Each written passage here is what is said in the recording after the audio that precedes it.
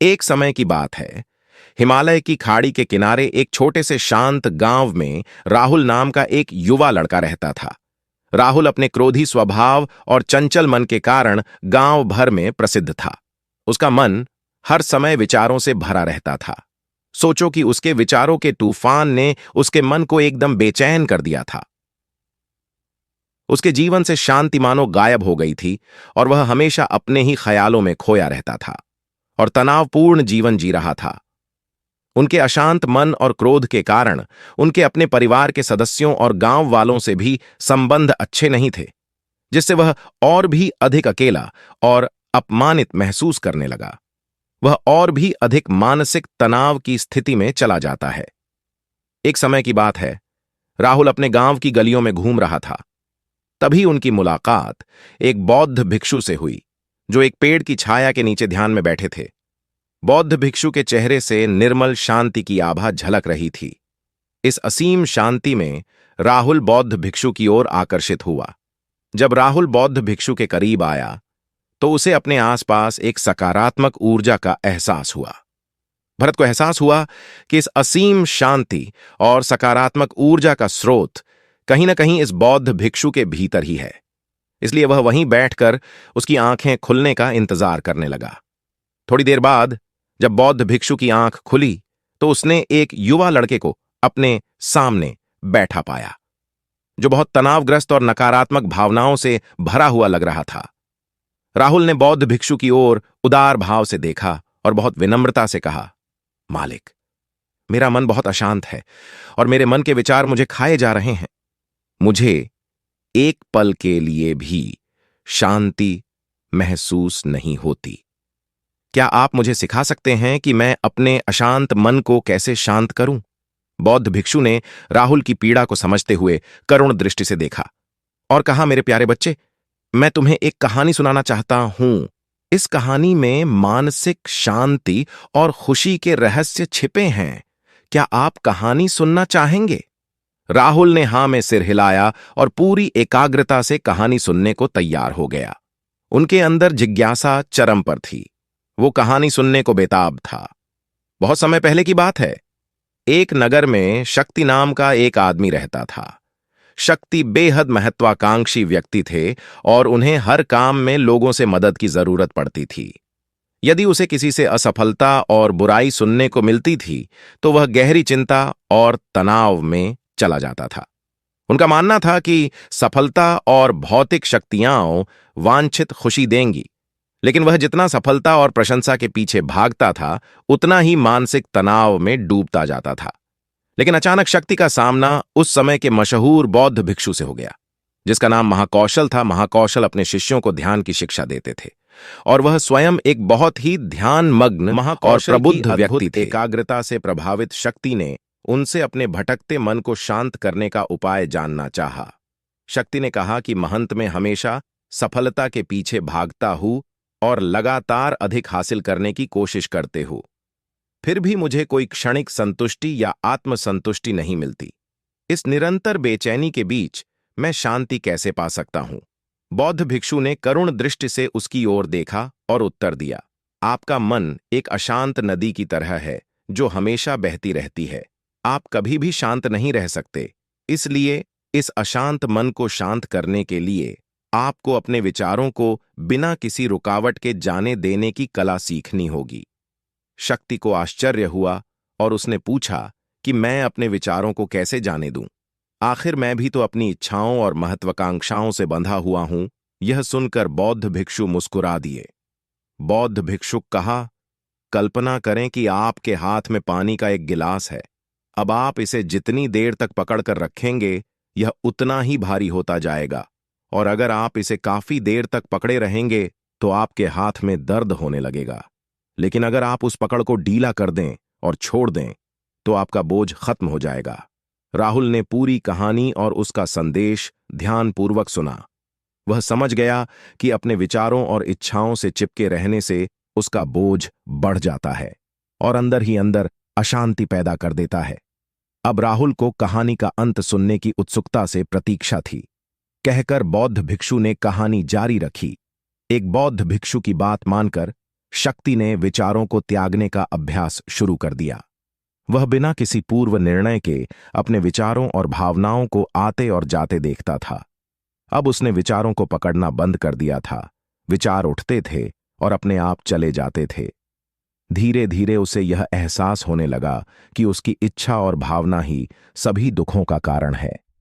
जैसे जैसे शक्ति ध्यान में गहरे उतरते गए, उन्होंने पाया कि वर्तमान में जीना ही आंतरिक शांति का एकमात्र स्रोत है। वह खुद को वर्तमान में स्थापित करके अपने मन की निरंतर बकवास से छुटकारा पा सकता था।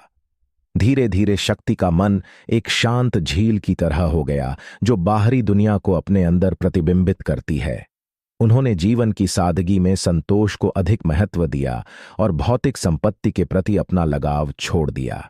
जैसे ही शक्ति में ऐसे बदलाव की खबर लोगों के बीच फैली, दूर दूर से लोग मार्गदर्शन लेने आने लगे। लोगों को विचारों को मुक्त करने की कला सिखाना और उन्हें अपने भीतर शांति खोजने के लिए मार्गदर्शन करना, वह लोगों के बीच शांति और ज्ञान का प्रतीक बन गया। शक्ति और साधु की कहानी समाप्त कर महाकौशल बौद्ध भिक्षु कुछ देर के लिए चुप हो गए, ताकि इस कहानी का अर्थ राहुल के मन में अच्छी तरह बैठ जाए। राहुल ने बौद्ध भिक्षु की ओर देखा तो उनकी आंखों में अब एक नई समझ दिखाई दे रही थी। राहुल ने धीरे से कहा कि मुझे इस कहानी में ज्ञान दिखता है, लेकिन मैं इसे अपने जीवन में कैसे लागू करूं? मैं अपने अशांत मन को कैसे शांत कर सकता हूं? राहुल के इस सवाल पर बौद्ध भिक्षु गर्मजोशी से मुस्कुराते हैं और फिर कहा कि अशांत मन को शांत करने का अभ्यास आत्म जागरूकता से शुरू होता है। अपने भीतर उठने वाले विचारों का निरीक्षण करने के लिए प्रतिदिन कुछ समय निकालें।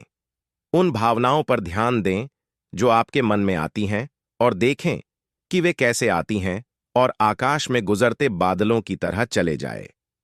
राहुल ने आंखें बंद कर लीं और बौद्ध भिक्षु के कहे अनुसार अपने विचारों का अवलोकन करने लगे। जैसे ही उसने अपने भीतर उठने वाले विचारों पर ध्यान देना शुरू किया, उसे इसका एहसास हुआ। उसे अपने अंदर चिंता और इच्छाओं की एक निरंतर धारा बहती हुई महसूस हुई। सिर्फ एक एहसास ने ही उसे एक अद्भुत शांति का एहसास कराया। उन्हें यह भी एहसास हुआ कि यह सभी विचारों और भावनाओं से अलग है। बौद्ध भिक्षु ने आगे कहा कि जैसे शक्ति ने खुद को सभी मोह माया से अलग कर लिया था, वैसे ही अपने मन को अशांतकारी विचारों और भावनाओं से मुक्त करने का अभ्यास विकसित करो। बिना किसी पूर्वाग्रह के विचार को वैसे ही स्वीकार करें जैसे वह आता है, और फिर धीरे धीरे उन्हें जाने दें और अपना ध्यान वर्तमान क्षण पर केंद्रित करें। लेकिन राहुल ने टोकते हुए कहा कि अगर विचार और भावनाएं इतनी मजबूत हैं तो क्या होगा? बौद्ध भिक्षु ने कहा, यह बना रहता है और मन को छोड़ने से इनकार करता है। बौद्ध भिक्षु ने राहुल की बात से सहमति जताते हुए सिर हिलाया और कहा, ऐसे कई मौके आएंगे जब आपके मन में सवालों का बवंडर चल रहा होगा। जब आपका दिमाग आपकी बात ही नहीं सुनेगा, तो ऐसे में आपको अपनी सांसों की ताकत पर विश्वास करना होगा। एक बार फिर भिक्षु ने राहुल से कहा, अपनी आंखें बंद करो और अपनी सांसों पर ध्यान केंद्रित करने के लिए अपने पेट को ऊपर उठता हुआ और मथता हुआ महसूस करे। बौद्ध भिक्षु ने बताया कि जब भी आपका मन अशांत हो तो तुरंत अपनी सांसों पर लौट आएं। सांस की वाद्य गति आपको तुरंत वर्तमान के चरणों में वापस खींच लेगी और आपको शांति का अनुभव कराएंगी। एक बौद्ध भिक्षु के निर्देशानुसार आने और जाने वाली सांसों पर ध्यान केंद्रित करने का प्रयास करें। इस छोटे से व्यायाम से उन्हें मानसिक शांति का अनुभव हुआ। उसे याद आया कि उसकी सांसें हमेशा उसके साथ थी, जो उसे वर्तमान क्षण की याद दिलाती थी, आराम और शांति लाती है।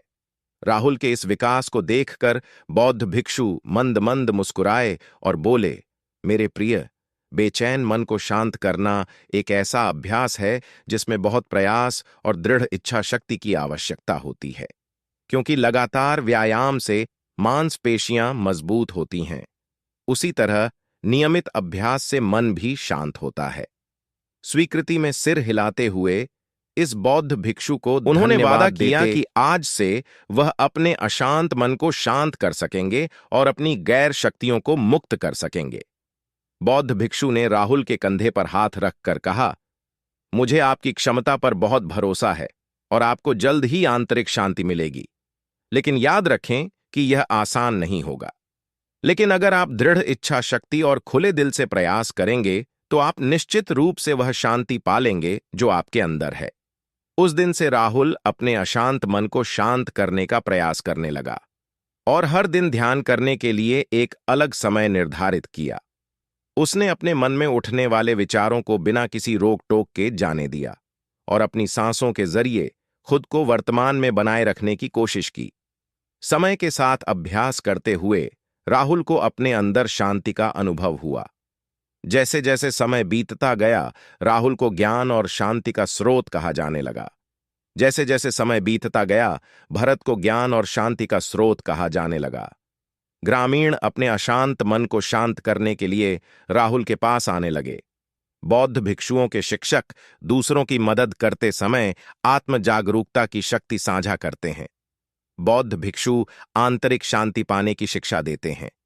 इसके साथ ही उन्होंने अपनी सांसों पर ध्यान देने और अपने विचारों को मुक्त करने की कला भी सिखाई। ऐसे निवासियों का विकास हुआ और उन्हें मन की अमूल्य शांति मिली।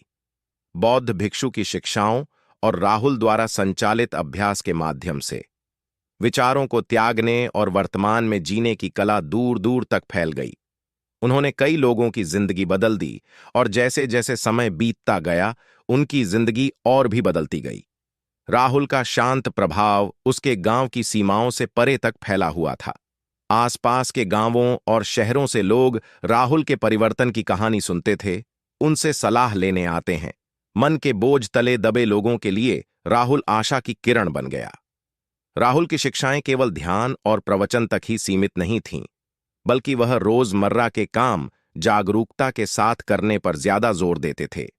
वह लोगों को अपनी भावनाओं के प्रति जागरूक रहने की